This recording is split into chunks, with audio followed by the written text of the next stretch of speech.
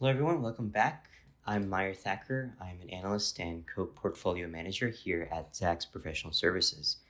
And today we're talking about what I believe is the most important fundamental sub-factor for growth investing. So if you call yourself or believe yourself to be a growth investor, then this is the one most important overlay that I think you should be doing when picking growth stocks. So let's take a look at what that single factor is. And quick background, right? Growth and value. These are the two broad investment strategies that dominate financial news and media headlines. Growth is typically, where it's, obviously it's the most sexy area of investments, whereas value is typically very boring. Growth is, are companies that are, disrupting the way we do things, whereas value is boring. It's the same old type of business, type of, cash cow type businesses where it isn't really disrupting anybody or changing anything. So growth typically gets the headlines, whereas value typically does not. And at the same time, it's very, very profitable to be investing in growth because growth strategies have vastly outperformed value for a decade plus. And this is based on just the broad categories of growth and value defined as the S&P 500 growth ETF versus the S&P 500 value ETF. And as you can see, growth has dramatically outperformed value. You can see the annualized returns over the past 15 years have been 11.5% for growth versus 7.2% for value. So obviously growth is where it pays to be at. And that's why it's, gotten so much coverage. And that's why most people consider themselves to be growth investors. However, here is the caveat. Unprofitable or low profit growth stocks have endured a vicious drawdown from the market top in 2021. So this was in response to the extraordinary monetary and fiscal stimulus that was doled out by the federal government as well as the central bank worldwide, really, in response to COVID that, generated a stimulus-driven boom in both financial assets like stocks as well as in real estate. And now we're seeing the aftermath of that ever since the Fed began, tightening the balance sheet and increasing interest rates to the point where interest rates are now positive on a real basis, on an inflation-adjusted basis for the first time in a long time, more than 15 years. We've been, at this level. And so, low profit or unprofitable growth stocks, as you can see here, the proxy of which is the ARKK Innovation ETF, that has, experienced a drawdown of 77% from top to bottom. And it looks like it's making a little bit of a comeback here, but, still a long way away. So anyone that bought at any time in 2021, and even in the second half of 2020, they're still waiting to see a return on that investment. And so let's look at what we can do to prevent this type of, pitfall from happening to you. And as you can see here, the primary driver is value compression. We're looking again at the ARKK Innovation ETF. It got up to a price to forward sales multiple of 24. In hindsight, that was very clearly a bubble. Companies just can't sustain a multiple that high unless if they produce remarkable growth year in and year out. And that's not, turning out to be the case. So, we saw a complete round trip of that in terms of the price to sales multiple from, down to pre-COVID levels. And I believe that's going to continue for longer just because of what the Fed has done and the fact that growth is slowing for most companies. So the number one lesson of the past 3 years, is that growth at any cost is a dead business model. The only exception to this general rule is if you are a rare, truly exceptional, generational, transformational company There's only a few like that. Everybody thinks that they're one of them, but there's only, you can count them on, at most two hands, but really on one hand, how many truly transformative companies there have been in the past 20 years. Apple, Amazon, Google, only those, and a few others are, in that category. But everybody else, they're not that transformational just yet, at least. And so the problem that we saw for the past 3 years is that companies across the board chased growth at any cost. We had companies spend, 50 to 60% of their revenue in SG&A expense. That's overhead expense. We had companies spend 30 to 40% of their revenue in stock-based compensation. That's just paying their employees in stock because of the bubble that we saw fueled by, extraordinary fiscal and monetary policy. So we had, companies showing remarkable growth for a couple of years, but with no regard to cost control. And so that's why we saw companies growing at 40, 50% on the top line, but produce bigger and bigger losses on the bottom line. And until now, nobody cared about that. They just looked at growth, and they didn't care about cost control. They didn't care about profitability. So growth at any cost at this point, we can see that those that pursued that strategy were the ones that had the biggest stock price they were the ones that got reprimanded the hardest. And that is, the entire ARK complex, the ARK Innovation ETF. These are all companies, most of which, not all of them, but most of them are companies that chased growth with no regard for profitability at the bottom line. And now they're just scrambling to come, to terms with that and to pinch pennies and find ways to cut budgets in order to produce a profit. Only now, once that the market has now demanded that they show profitability. Otherwise, we are essentially round tripping the entire gains post-COVID. And that's what's happened for so many companies out there. Shopify, C Limited, so many others, even Tesla, which is profitable, by the way. But Tesla has, experienced a 50% drawdown and still hasn't recovered the highs of 2021. Many others like that. So growth at any cost is a dead business model, is what we need to take away from that. Tesla is a rare exception to that because they actually did produce profits and quite good profits. The best profitability in the industry, in the auto industry. So that's a rare exception. That's what I would call a truly rare generational transformative company. But so many others did not pay any attention to profitability, and therefore their stock prices have not recovered, from, the doldrums of the past, year, ever since the Fed started raising rates. So the solution to this problem is to have a two-pronged approach to your growth investment model. One is growth, which we all know about, but then the other is efficiency. We have to look at both. If you can find companies that have exhibited both characteristics, then that's how you can solve this problem of getting into this pitfall of investing in companies that have lured investors in like fish, to grab onto this hook of high growth. But then again, that leads us to doom because that means that we're buying companies that have still yet to produce a meaningful profit consistently. And those are the companies that have gotten hit the hardest. So we want to overlay both growth metrics. So we can see sales growth is obviously the main driver of growth. But we also want to see a little bit more than that. We want to see adjusted EBITDA growth. We want to see earnings growth. We want to see operating cash flow growth. Okay, so these are all growth metrics, both top line growth and bottom line growth, as well as cash flow growth. But then we also want to overlay with that efficiency metrics. How efficient are you at producing that growth? That's what return on assets, return on invested capital, or return on equity help us understand.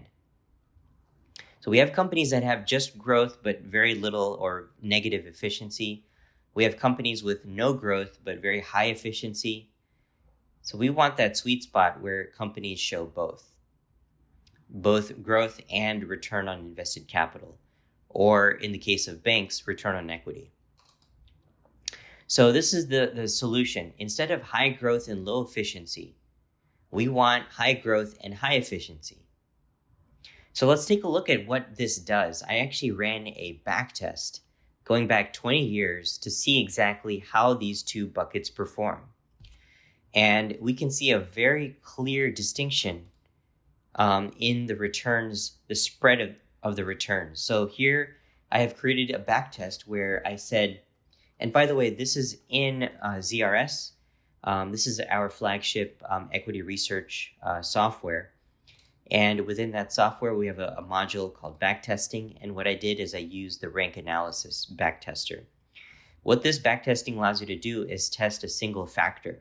Let's say, for example, ROIC or return on assets. Let's say you just want to know what is the predictability of returns by any single factor, such as return on assets. And that's what I did here. So what I did is the backtest takes all companies that have high growth, and I define that as greater than 10% revenue growth over the past year, and greater than 10% forward estimated growth. Okay, so we want both 10% growth in the past year and an estimated 10% revenue growth or greater in the next 2 years. So we have all growth companies, right? So this is kind of a apples to apples comparison.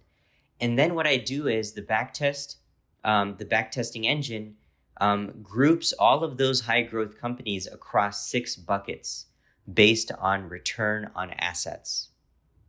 So therefore, the high growth, low ROA companies are grouped into bucket number 1.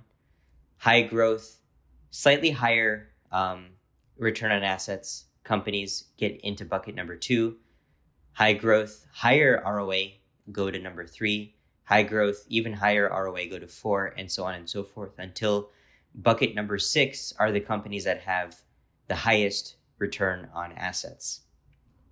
So bucket number 1 are the companies with the lowest return on assets within that high growth universe, and bucket number 6 are the ones that have the highest ROA.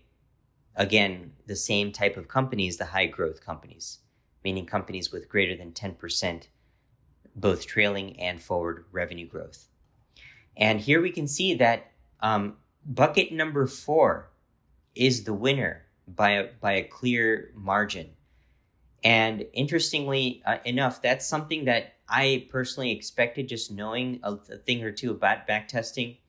Because remember, bucket number 6 is open-ended. So it means that even companies that have a 50, 60, 70% ROA get grouped into that. And oftentimes, those are outliers. They're typically not sustainable for a long time. So, or those are, they could be very small companies that have, very small balance sheets.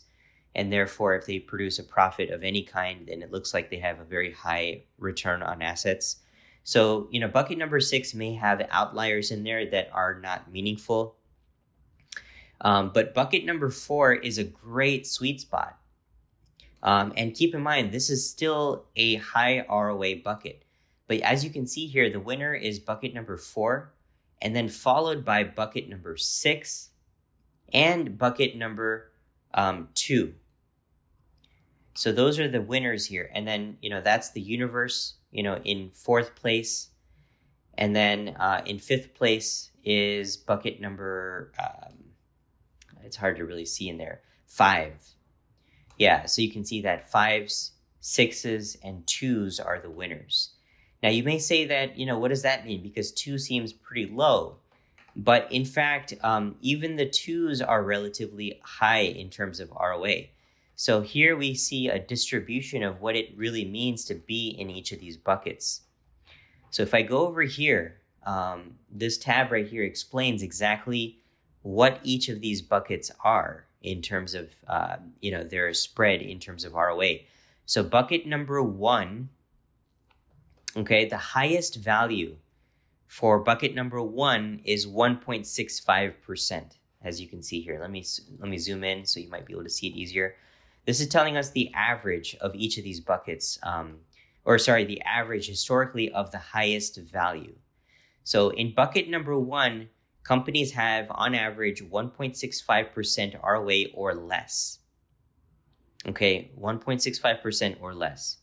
Bucket number 2 have an ROA somewhere in between that range, 1.65 to 4.14, and so on and so forth. This is bucket number 3 at somewhere between 4.14 and 6.5%. And then from 6.5 to 9% goes into bucket number 4, and so on and so forth, 5, and here's 6. So 6 is obviously has a lot of outliers, but you can see that they ranges from almost 13% to, at the highest end, 1,700%. So again, those are the outliers. That's not the average, but it represents the highest value, the one company that has the highest value. So you can see that even bucket number 2, remember, ROA is a very strict measure of profitability. And so, numbers somewhere in that range of 3 to 4% is still quite attractive. But then you can see that bucket number 6 is in second place, and that has also very good returns. So this tells you, here is the average returns over time. So this tells you that, bucket number 4 is the winner, by far, right? And so if we go back here and look at who is in bucket number 4, this is 1, 2, 3, and 4. So you can see that the companies that have somewhere between 6.5 to 9% returns on assets are the companies that have the best performance over time. And if I go to the delta ratio, this looks at performance relative to volatility, right? So this is risk-adjusted returns. And you can see here that even in that situation, when you adjust for risk, you can see that bucket number 6 actually outperforms everybody, followed closely by bucket number 4, and followed closely by bucket number 2. Okay, so what this tells you is that it's still very clear. Companies that have high ROA do better than companies that have low or negative ROA. You can see that there's a quite steep drop-off from buckets 2 to 6 versus bucket number 1. And keep in mind, that's where most companies are in bucket number 1, which have negative, no profitability or very little profitability relative to the size of their balance sheet. So again, this tells you that companies that can deploy assets efficiently end up having the best risk-adjusted returns as well as raw returns. And you can see here that bucket number 1 actually has the highest standard deviation of returns. So this tells you that low profitability companies or no profitability companies actually give you the highest volatility of returns. And they don't give you the best cumulative returns either. So this is one of the clearest examples that show that if you are a growth investor, and even if you're a value investor for that matter, what you want to do is focus on efficiency. That is the key to returns, both increasing returns and reducing risk. It's very, very important to overlay some measure of efficiency. And in here, I used return on assets, but just as important as return on assets are returns on invested capital. And then, in the case of banks, neither of these two really do a good job of explaining how efficient they are. But for banks and even insurance companies, really any financials, return on equity is, the best measure. And so if you were to do a specific backtest on financials, crossing growth and efficiency, I would use return on equity in that situation. But for all other companies, return on assets, return on invested capital are critical to increase returns and reduce risk, as we can see here. We have better returns when we focus in on and when we dial in on the higher ROA companies as opposed to lower ROA companies. and we reduce risk at the same time. You can see that this has the lowest profitability companies actually generate the highest volatility of returns. So hope you found this helpful. This is very clear to me that it's very important to have a cross between these two. This represents the best path towards achieving long-term success in growth investing, to make sure that you're investing in the highest efficiency companies, not just focusing on the highest growth companies. So I hope you found this helpful. Again, if you have any questions, please do reach out to us.